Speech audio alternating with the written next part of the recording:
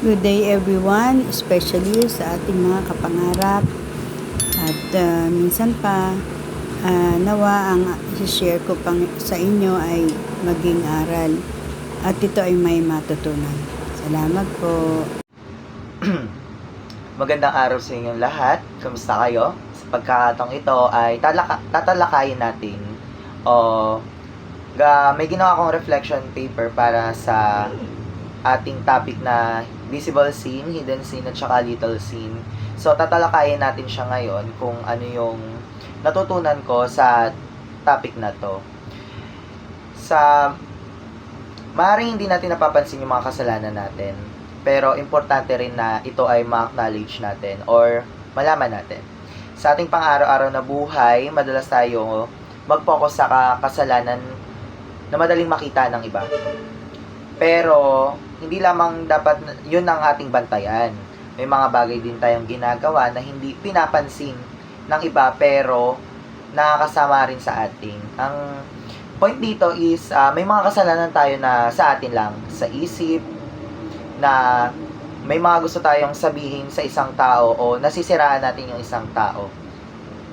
Alam nyo ba sa Bible may isang talata mula sa Psalm chapter 19 verse 12 na nagsasabi, sino ang nakakaalam ng mga kasalanan na hindi ko napapansin?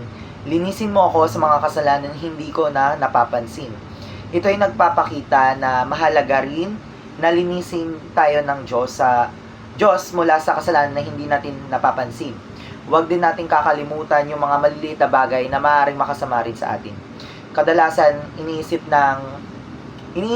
natin na maliit lang na bagay yon, kaya hindi importante, pero pwede rin itong magdulot ng problema kung hindi natin babantayan. Sa huli, ang mahalaga ay maging maingat tayo sa ating kilos at salita. Hindi lang yung malaking kasalanan na lang dapat yung bantayan natin, kundi pati rin yung mga bagay na maaaring hindi napapansin na iba pero may epekto rin sa atin.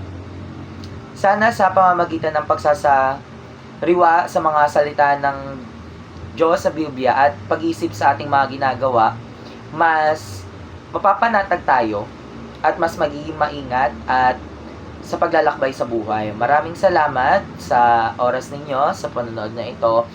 Ang iiwan ko lang siguro yung maging mabuti tayo sa kapwa natin kasi hindi natin alam kung ano yung pinagdadaanan nila, kung ano yung pagsubok na hinaharap nila sa pang-araw-araw nila. Yun lamang po. Thank you. So sa pagkakataon pong ito, nawa ay may natutunan po tayo sa ipinaliwanag ng aking estudyante na si Neo Hagodilla.